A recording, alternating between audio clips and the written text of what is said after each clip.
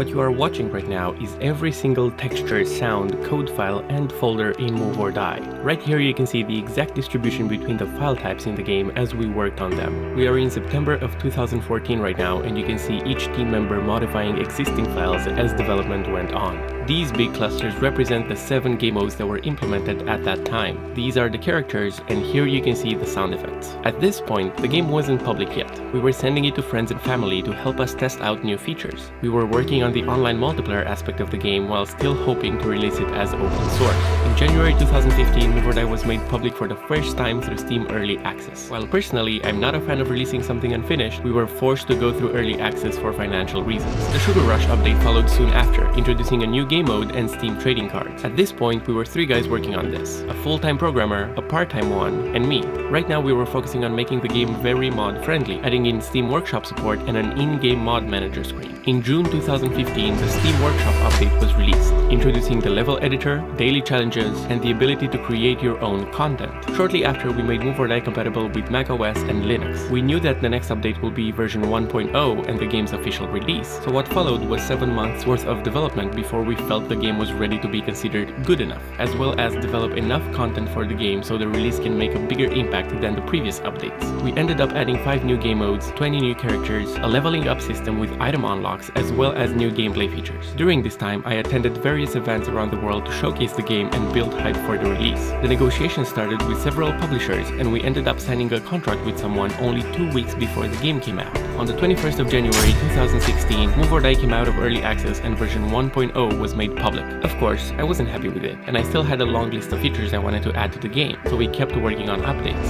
We introduced Mutators, a new way to spice up the already existing game modes in order to create variety. New game modes, new characters, new levels, and in-game announcers. The updates kept coming. The Viewers vs Streamers update introduced a special Twitch mode where viewers could influence matches in real time while watching streamers play the game. We have developed this feature and tested it publicly for the first time on the Twitch stage at PAX East with 10,000 live viewers. Luckily, the game didn't crash, so I was relieved. The Toxic update brought an in-game chat so players can taunt each other during matches, as well as emotes. With every update, we try to keep the amount of content fairly consistent, adding new game modes, new characters, and new mutators. The best value update was our take on how an update would look as an infomercial. We added new game modes, new mutators, and we purchased a public hotline that players could actually call and leave us voicemails. This is probably one of my favorite things we've ever done for Move or Die, and at one point I should make a video with all the voicemails. Winter came around quickly, so we introduced the non-denominational Winter Holiday update in order to be politically correct. And 1 year later, on the 21st of January 2017, the 1-year anniversary update went live, celebrating our journey so far.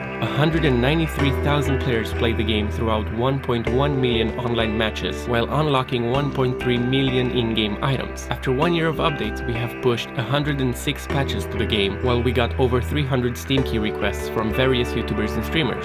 Oh, and the game was pirated by 44% of players. While working on the next big update, we managed to convince the creators of Rick and Morty to allow us to use their characters in our game, so we did just that. This was super awesome. After this, development slowed down a little bit. There were changes to the team as well as trying to work on new projects. However, we always had at least one person constantly working on Move or Die because that feature list doesn't have an end in sight. At this point, I was able to say I was happy with the game. We managed to add most of the things I had on my feature list, and the game was stable enough for me not to worry about it catching on fire every 5 minutes. As the year came to an end, we teamed up with the guys over at Discord to add in some cool integrations with their chat, followed by our biggest update ever, the Green and Gold update. I'm going to pause here for a second. We've been working on the Green and Gold update since June of that year. The update completely revamped the way characters and game mode items work. We introduced the Not a Store and our own in-game currency while sticking to our promise we made when the game came out that there won't be microtransactions in Move or Die. This update was huge, and normally with big changes come a lot of problems. So we spent the following weeks fixing bugs while getting ready for our 2nd anniversary. And finally, here we are today, 2 years since the game came out. During this time, over 500,000 players played 2.6 million matches, and the total piracy percentage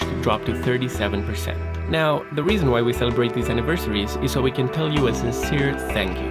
Thank you for playing the game, and thank you for supporting us. This game started out as a passion project while I was a teenager. As soon as I was done with high school, I gave up on the idea of going to college and I started working full-time on Move or Die, trying to convince friends to help me out with code as a favor while using all my pocket money on commissioning musicians and artists in order to make the game better. Since Move or Die came out in 2016, we have released 11 content updates, all of them completely free. Now, if you decide to stick around, I don't intend to stop adding ideas on that feature list of mine.